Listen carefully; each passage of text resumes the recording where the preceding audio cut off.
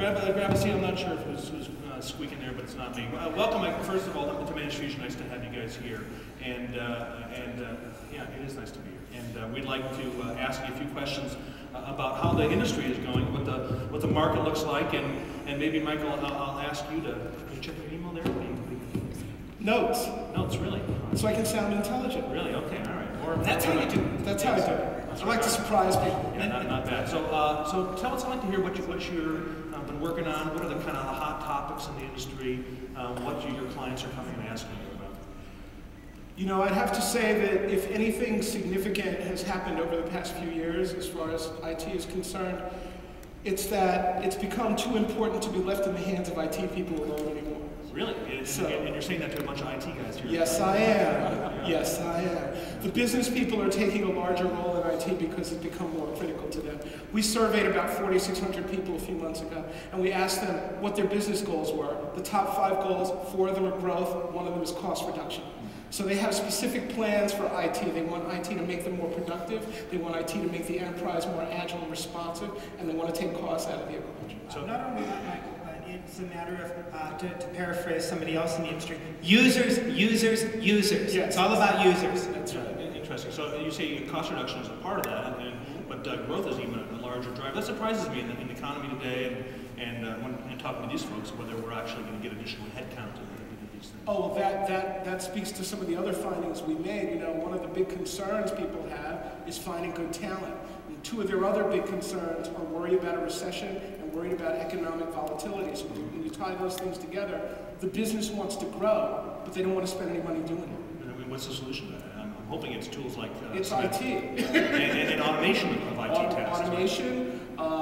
You want to automate, you want to integrate, you want to make everything work the way it's supposed to, and you want to present information to people in forms they can use and expect it to come, so they can act on the data that the system generates. Interesting. So Peter, you write for Redmond Magazine, right? I get this is my own personal copy. Oh, so you're the one that gets it? Yeah. I knew we had one of them out there. It looks like this picture, by the way, is from you from the late 70s, somewhere around there.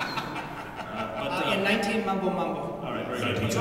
You all remember the year, right? But when you write articles, I mean, one of the ways you get feedback on whether people care about it is how they respond to it, whether they write you emails about it, they complain about it, or and I guess I'm wondering, what are the topics that get attention and get people's backs up when you write about it in your magazine? Paris Hilton, Steve. Yeah, Paris Hilton, yeah. No, just kidding. I would say that over the last year, the one topic that has generated more mail than any other is a product roundup that I did late last year on automating the desktop. Really? So certainly automation is on the minds of just about every IT person out there.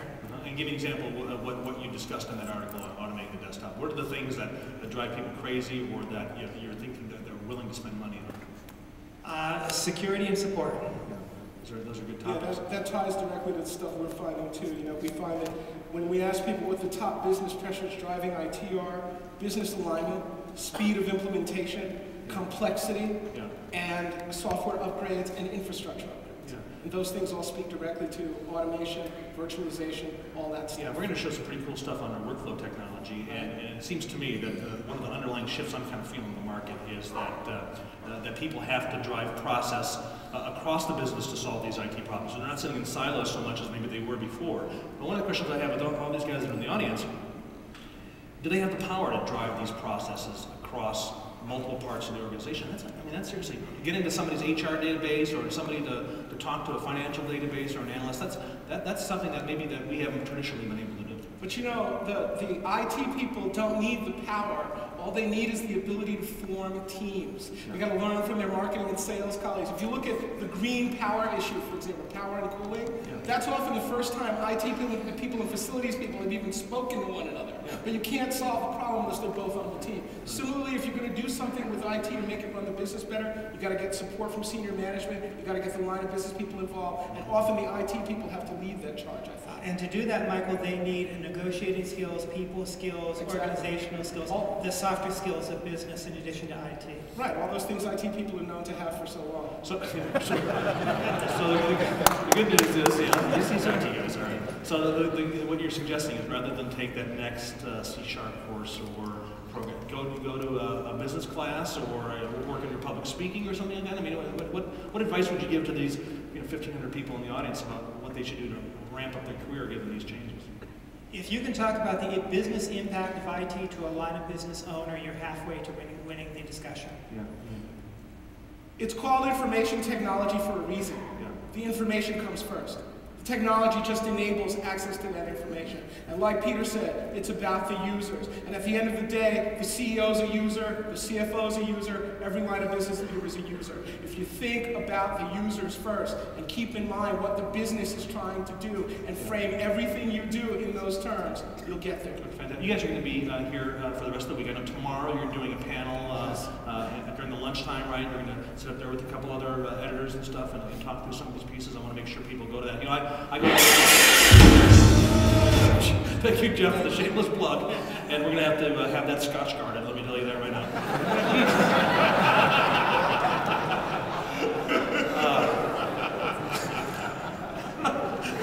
We're going to have you on stage tomorrow during that part. And I go to that every year because I think it's actually one of the more interesting. So you're the one. Yeah, I'm the one. Yeah. I'll bring your magazine as well.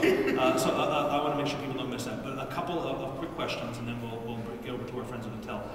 Google or Microsoft? And this is I'm asking you to put your 5-year hats on. Google or Microsoft? What do you think? Both.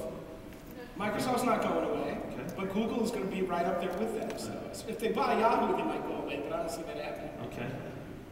If Microsoft successfully navigates the post-Windows era, they're going to be right up there. Otherwise, I'm going to say Google's going to keep the lead here. All right. PC or Mac?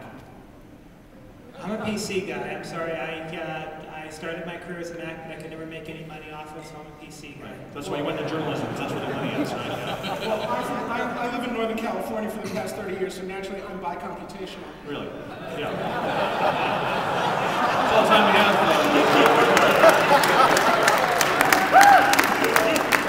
Is that what you call it, Michael? That's what I call it. That's what I started. I'm sticking to it. Yeah, all right. How about perpetual license or software as a service? Software as a service, not even worth talking about.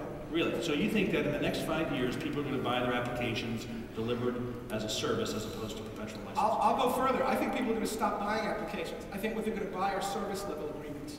They're going to go to their providers and say, here's the number of users, here's the work, here's the availability we need, how much is it going to cost? I've already got users telling us they do what they need. You're not going to get any argument here on that. I think after a long wait, a long gestation period, software as a service is here starting in 2008. It's only going to get better, bigger and better. Right after the handheld device, yeah, I'm right with you. Best of breed or integrated and good enough? Especially in the economy that we have today. You want integrated solutions and best of breed management because what you've got to put up with is good enough budgets and users. Yeah, that's true. So, how about you, Peter? People always sell on best of breed, but I think that what they really are looking for is something that works for them, so I'm going to lean toward integration on that. Well, okay. And my final question here, and this is probably the most telling one, Ginger or Marianne? I'm a Middle America guy, even though I'm married to a former Miss New Hampshire. I'm a Middle America guy, so it's Marianne all the way. I was such a geek when that show was on. My favorite character was the professor. Yeah. Ladies and gentlemen, Peter and Michael, thank you very much for joining us.